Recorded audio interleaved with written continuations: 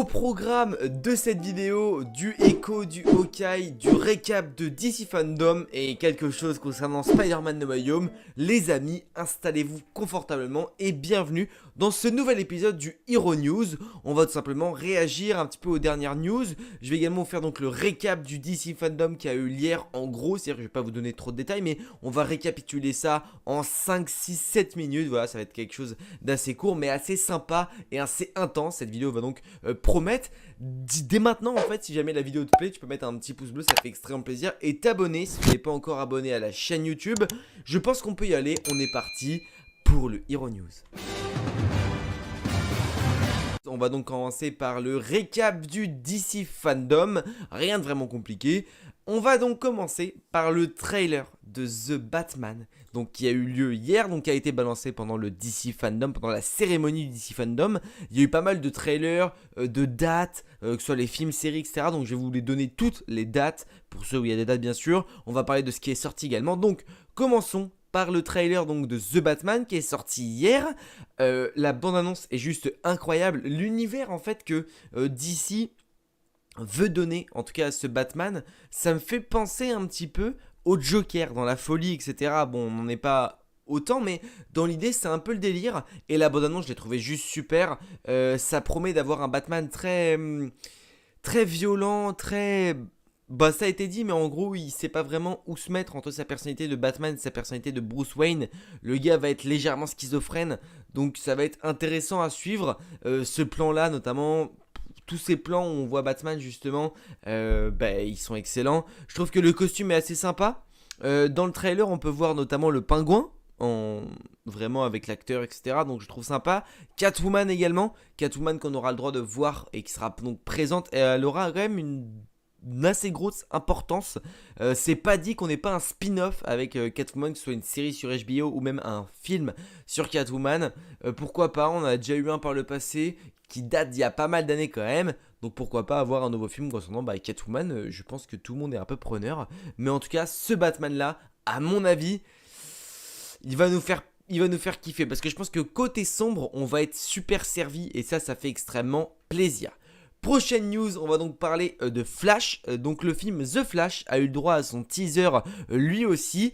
D'ailleurs juste pour vite fait revenir à The Batman sortira en mars 2022. Donc en mars 2022 ça veut dire qu'on aura Doctor Strange Multiverse of Madness et The Batman. C'est juste incroyable, c'est tout pour moi. Donc teaser de The Flash également qui est sorti au DC Fandom juste hier. Avec le premier aperçu du film parce qu'on n'en avait pas eu encore eu, enfin en tout cas en vidéo. Donc on a eu une bande-annonce où on voit le Batman de Michael Keaton que de dos. Je trouve ça très intelligent de la part de DC justement d'avoir fait cette petite mise en scène avec Michael Keaton qui a été justement de dos, on voit vraiment pas sa tête, etc.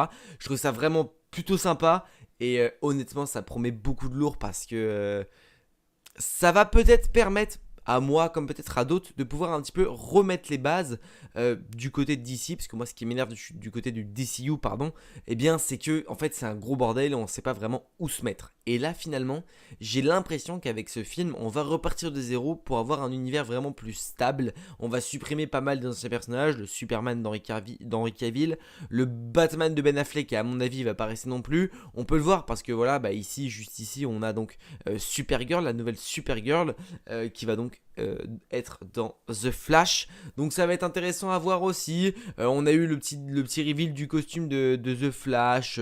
Voilà, le Batman de Michael Keaton qu'on a vu de dos. Ça fait extrêmement plaisir, on doit le dire, parce que premières images, voilà, il n'y a pas que Marvel non plus dans la vie.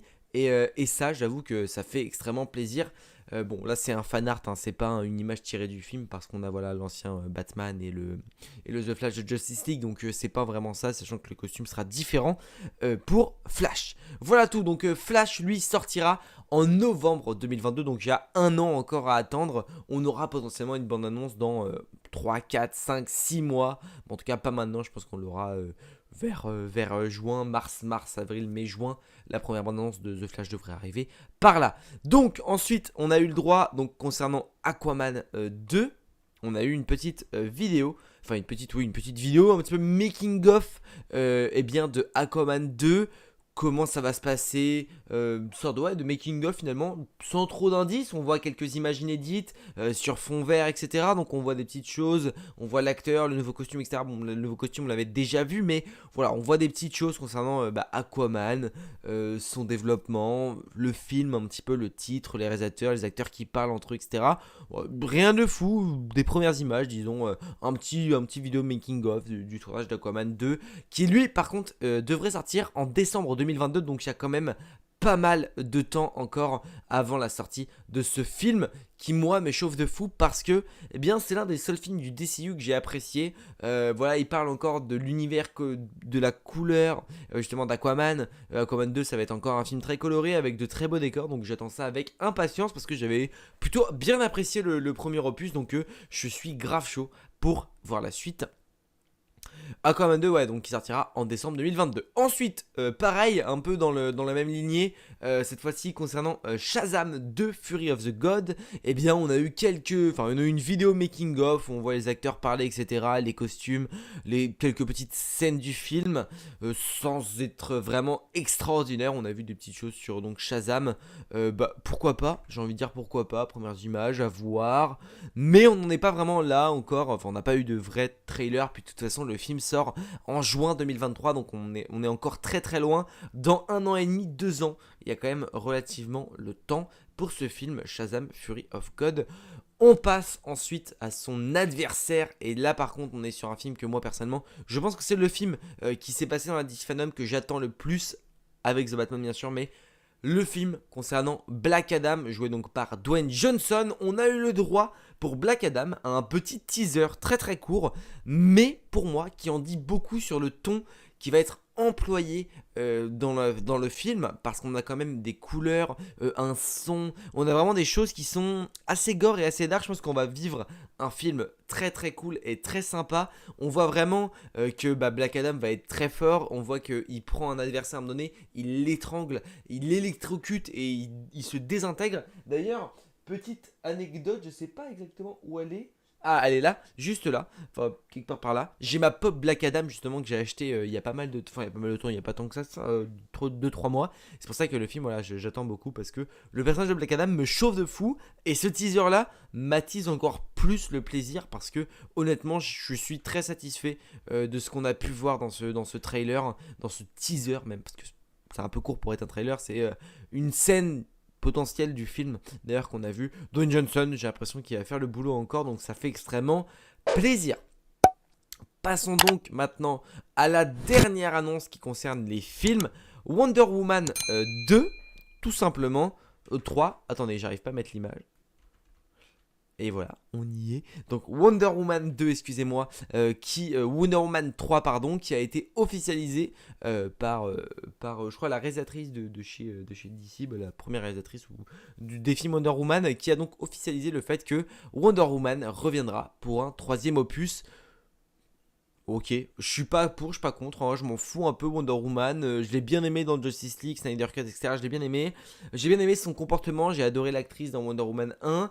Wonder Woman 2, je suis pas trop fan. Après, je pense que c'est plus la tournure scénaristique que j'ai pas apprécié. Les effets spéciaux sont pas très fous pour un film de 2021. Mais, ou 2020, enfin, les films du 21e siècle, en tout cas, je trouve que les effets spéciaux sont pas fous. Mais pourquoi pas, je dis pourquoi pas, on reviendra peut-être sur d'autres personnages, des nouveaux personnages, anciens personnages qui reviendront, pourquoi pas. Ensuite on va donc passer du côté des séries de chez DC, et toujours dans la DC Fandom cette fois-ci, avec les annonces donc concernant, on a eu le trailer de Peacemaker, qui sortira sur HBO Max le 13 janvier 2021, donc pour le moment, sortie française, pardon, on n'en aura pas, à moins qu'il y ait un accord avec une plateforme d'ici là, mais en tout cas pour le moment, on n'aura pas parce que nous, HBO Max ne sera pas disponible en France avant potentiellement 2025, donc ce qui nous laisse quand même pas mal de temps. Et puis bon, c'est un peu dommage qu'ils sortent pas de la plateforme en France parce que ça aurait pu quand même bien marcher. Il y a quand même de bonnes séries dessus, donc c'est un peu dommage. Mais on a eu donc droit à un premier trailer de Peacemaker. Personnellement, c'est pas le personnage ou la série qui me chauffe le plus, c'est du James Gunn vraiment à proprement parler. C'est vraiment le délire James Gunn. Je pense que ça peut être marrant, ça peut être sympa. À voir ce que les catcheurs nous réservent. On a eu Dwayne Johnson avec Black Adam, on a donc John Cena avec Peacemaker. À voir vraiment ce que ça donne. Pour le moment, j'ai pas vraiment d'avis positif ou négatif. On a eu des premières images plutôt sympas. Maintenant, je me réserve le droit de regarder. Si jamais ça sort et que ça me botte, pourquoi pas. Peut-être que ça va me plaire, je dis pas le contraire, mais en tout cas, c'est pas la production qui me chauffe le plus. Ensuite, on passe à Titan Titans. Dédicace à Steven Oseik. Titans, donc Titan. Moi, c'est la. Alors, ça, par contre, c'est la série d'ici. Et peut-être l'une de mes séries préférées. J'ai adoré les premières saisons de Titan. Il y a la saison 3 donc, qui va sortir en France. Elle est déjà sortie donc, sur HBO Max, toujours sur HBO Max. Et elle sortira sur Netflix lorsque la diffusion sera terminée aux US. Donc, assez impatient de la voir. Pour le moment, je m'attends en fait, j'attends la version française sur Netflix. Je vais pas en streaming pour le moment. Je préfère attendre à voir en vrai si je change d'avis. Mais c'est quelque chose que j'attends beaucoup. J'avoue que je suis assez impatient de voir la saison 3. Donc si j'ai du temps et un peu d'envie, l'envie je l'ai, mais le temps peut-être un peu moins. Donc ouais, Titan, je vais certainement regarder la saison 3 d'ici peu. Je voulais attendre la sortie française, mais finalement, on verra ça. En tout cas, Titan et donc Doom Patrol ont été officialisés pour une saison 4, donc un renouvellement des séries. Fallait s'y attendre, Titan c'est quand même un bon succès, Doom Patrol un peu moins parce que finalement elle est moins populaire parce que notamment elle est uniquement sur HBO Max, elle n'est pas sur Netflix contrairement à Titan, donc à voir ce que ça va donner. Doom Patrol personnellement je n'ai pas regardé, mais ça pourrait me brancher en vrai, je pourrais regarder, il faut que je prenne le temps de regarder, c'est tout le temps pareil, mais pourquoi pas, en vrai ça peut me chauffer, on les a vus dans Titan, je crois que c'était la saison 1 de Titan qu'on les voit, et honnêtement j'avais bien aimé un peu ce moment avec Beast Boy, donc pourquoi pas, je dis pourquoi pas. Voilà, il nous reste ensuite des images exclusives. Cette fois-ci concernant donc, le premier design de Blue Beetle, donc un personnage de chez DC toujours, qui aura une production à lui. Son costume honnêtement me chauffe de fou, il est vraiment stylé. Et pour le coup, il est vraiment comics accurate. Pour le coup, il ressemble il ressemble beaucoup finalement aux comics. Le personnage, donc je suis méga chaud. Et ensuite Batgirl, alors honnêtement je pense que Batgirl c'est vraiment la production que j'attends autre que dans les séries je parle, autre que Titan parce que Titan c'est un petit peu à part, mais j'avoue que c'est une production qui va me chauffer de fou. J'aime beaucoup, donc sur le concept art que DC qui a été dévoilé au DC Fandom, eh bien j'aime beaucoup finalement, je trouve qu'elle ressemble beaucoup aux comics pardon, et je pense que finalement elle risque de prendre une grosse importance dans le DCU parce que ils vont évincer Ben Affleck fortement de mon avis. Elle pourrait venir le remplacer. Et je m'attends à avoir un bon personnage. Parce que pour le coup, on a Batwoman du côté de l'Arrowverse. Et là, on aurait donc Batgirl, qui sont deux personnages complètement différents d'ailleurs. On aurait Batgirl, donc pourquoi pas avoir un bon truc, une belle production. Alors je sais pas exactement si c'est un film ou une série, ça a dû être dit mais je n'ai pas le souvenir de ce que c'est. Mais j'avoue que Batgirl ça me chauffe plutôt bien, donc on attend ça avec impatience. C'est donc la fin du récap du DC Fandom. On va donc passer à la première news du côté de chez Marvel, cette fois-ci donc le concurrent de DC, avec une news concernant le personnage de Echo. Spin-off à la série donc Hawkeye, donc Echo qui aura sa propre série. Il fera partie de la série Hawkeye bien évidemment, mais il aura également, le personnage aura également sa propre série, sa propre production MCU. Ça va être cool, ça va faire plaisir, un nouveau personnage. On va donc aller tout simplement lire cette petite news. Il se pourrait, mais le personnage d'Echo sera le même que dans les comics, avec donc les mêmes pouvoir assez intéressant personnellement je trouve, donc ça peut faire très plaisir. On va donc voir ça dans une interview avec People Magazine. Hawkeye, le série spin-off de Hawkeye, Alaka Cox, donc l'actrice qui va incarner Echo, confirme que le MCU version de Echo aura les mêmes pouvoirs que son homologue dans les comics. Donc c'est la traduction qui est complètement éclatée, mais en gros elle aura les mêmes pouvoirs dans les comics que dans la série. Pourquoi pas, why not, je suis méga chaud perso, ça peut me... En fait, je connais pas beaucoup ce personnage pour pas vous mentir, et honnêtement, je pense que ça peut être quelque chose de plutôt sympathique en vérité, donc j'attends ça avec impatience. Ensuite, on va passer à la prochaine news, donc Echo, on va passer... Justement, Echo va pouvoir nous permettre de faire le petit rapport avec la prochaine news qui concerne le personnage de Hawkeye, et pas le personnage mais la série concernant Hawkeye. Tout simplement, la série Donc elle sera disponible sur Disney+ le 24 novembre. Et elle aura les 2 premiers épisodes directement sur Disney+. Donc c'est plutôt cool. De mes souvenirs, on a eu ça uniquement pour WandaVision. Je crois que c'est la seule série où on a eu 2 épisodes. Donc peut-être 9 épisodes pour Hawkeye. Je ne sais pas, je crois qu'il y en aura 6, ça avait été dit. Mais peut-être que... en fait, je ne sais plus exactement s'il y en avait 6, 8 ou 9. Mais pour sûr, en tout cas, on aura les 2 premiers épisodes de la série dès le 24 novembre, donc ça fait plaisir, on va pouvoir se mettre quelque chose vraiment sous la dent dès le mois de novembre, et dès le 24 novembre, 2 épisodes qui font extrêmement plaisir. À mon avis, les 2, ça va être un peu comme WandaVision épisode 1, épisode 2, ça va être des choses qui suivent relativement correctement, c'est pour ça qu'ils vont mettre les 2, et puis au mon avis, ça va être aussi pour une question de calendrier, pour être à jour à l'heure pour Miss Marvel après, donc ça fait extrêmement plaisir. Je pense qu'ils vont mettre les fêtes de Noël après pour terminer un petit peu tranquillement, et ensuite on va passer à Miss Marvel. Mais voilà, j'attends en vrai Hawkeye, pourquoi pas. Et la source, bien évidemment, voilà, c'est parce qu'il y a eu une bande-annonce de Hawkeye justement, avec à la toute fin de la bande-annonce, et bien ça qui dit que voilà, la série sortira le 24 novembre avec les 2 premiers épisodes. Ensuite, prochaine news qui concerne cette fois-ci les Eternals. Et là, une news qui peut en intéresser plus d'un. Certes, le film ne chauffe peut-être pas tout le monde parce que très peu de gens connaissent les Eternals, mais il se pourrait, enfin même il se devrait, que le film Eternals ait une importance assez grosse, et surtout concernant donc les scènes post-génériques. Il y en aura donc 2 au film, et les 2 auront un impact important pour le MCU. On peut s'attendre à voir pas mal de choses bouger dans les prochains jours, parce que Eternals sort très bientôt. Donc à mon avis, le film réserve un beau lot de surprises qu'on n'est pas prêt de voir pour le moment. Et ça risque de promettre déjà un film très joli, parce que tous les extraits qu'il y a eu, les effets spéciaux, etc. sont quand même plutôt excellents. J'en attends très peu de ce film parce que je connais pas beaucoup les Eternals, mais je suis sûr qu'il va être incroyable. Je m'attends à quelque chose de visuellement super beau. Les acteurs vont être très très bons. Il y a quand même une très belle lignée d'acteurs. Ils sont quand même relativement quand même stylés. Angelina Jolie, des acteurs qui ont joué quand même dans des grosses séries. On a donc l'acteur de Game of Thrones. Honnêtement, on a quand même de gros noms. Et moi, je suis méga chaud par rapport aux visuels qu'on a déjà eu, les bandes annonces qu'on a eu également. Personnellement, je me réserve le droit d'être plutôt bouillant, notamment ce personnage-là, j'ai beaucoup aimé dans la bande-annonce justement, où il fait des pistolets avec de la magie. Je trouvais ça super cool, et honnêtement, j'attends ça avec impatience. On va donc parler de la dernière news qui concerne donc Spider-Man No Way Home, et cette fois-ci, pas mal de choses à dire encore. Ça parle trailer, ça parle de la fin de Spider-Man surtout, et ça peut en faire peur plus d'un. Donc Spider-Man No Way Home pourrait être le dernier film de Tom Holland en tant que Spider-Man. Est-ce que ça va vraiment se passer ou pas? Je ne pense pas, parce que je pense que ce qu'il veut dire par là, donc on va revenir un peu plus aux bases d'abord. Donc c'est Tom Holland qui était en ITV avec Entertainment Weekly, qui a donc dit que le film a été tourné comme un film de fin de franchise. Ce qui veut dire qu'en gros, c'est comme si c'était la fin de la franchise de Spider-Man.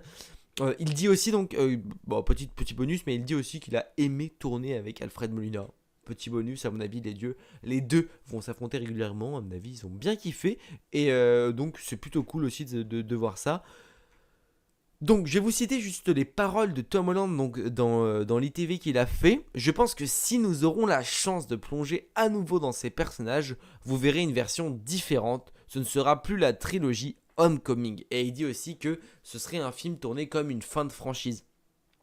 Donc, avec les explications qu'on a eues après, je pense pas que Spider-Man s'arrête là finalement. Je pense certainement que le Spider-Man que l'on connaît actuellement dans le MCU va s'arrêter là. C'est-à-dire qu'on va passer après No Way Home, on s'en doutait un peu, j'en ai déjà parlé dans plusieurs vidéos. Après No Way Home, on devrait avoir un Spider-Man beaucoup plus mature, qui va prendre ses responsabilités, qui va vraiment être beaucoup plus dark. Et je pense que on va oser plus de choses avec ce Spider-Man, parce que finalement on va se diriger à un moment donné vers un Spider-Man qui va peut-être aider Miles Morales aussi. Donc il va falloir qu'on ait un vrai Spider-Man, un bon Spider-Man bien mature qu'on n'a pas encore eu. On a vraiment un Spider-Man qui va évoluer et ça, je l'espère. Donc la trilogie Homecoming, Far From Home, No Way Home, eh bien, va se terminer ensuite, après donc ces 3 films. On aura, je pense, clôturé l'arc de Tom Holland en tant que Spider-Man, l'arc en tout cas jeunesse, l'arc d'apprendre de ses pouvoirs, apprendre qui il est, apprendre comment sauver le monde. Je pense que on peut résumer ça finalement à l'arc de la petite araignée sympa du quartier. C'est ce qu'il dit dans Homecoming. Pour lui, il était la petite araignée du quartier. Bon, il était dans l'espace, il affrontait Thanos. Enfin bref, il a fait des trucs de ouf pour une petite araignée du quartier. Mais grosso modo, c'est la fin de cet arc-là. Et ça peut faire que du bien. On va enfin voir un personnage qui va évoluer. No Way Home va être certainement, et en tout cas selon moi, je pense que ça va pas être très compliqué, mais le meilleur film de cette trilogie Spider-Man. Et je l'attends avec impatience. Et également pour le bonus, on a donc eu quelques petites affiches. Ça c'est l'affiche. Il y a plein d'affiches fanart sur internet, je les trouve super jolies. D'ailleurs, on n'a toujours pas d'affiche officielle concernant Spider-Man No Way Home. Il se pourrait que ça tombe fin octobre. Parce que fin octobre, on pourrait avoir le second trailer. Il y a la date qui ressort, ce serait le 25 octobre. Pour le moment, rien de sûr. Mais en vérité, le 25 octobre, c'est très bientôt en fait. Donc préparez-vous, on ne sait jamais, peut-être que le 25 octobre va y avoir le second trailer, donc en vrai on est chaud quoi.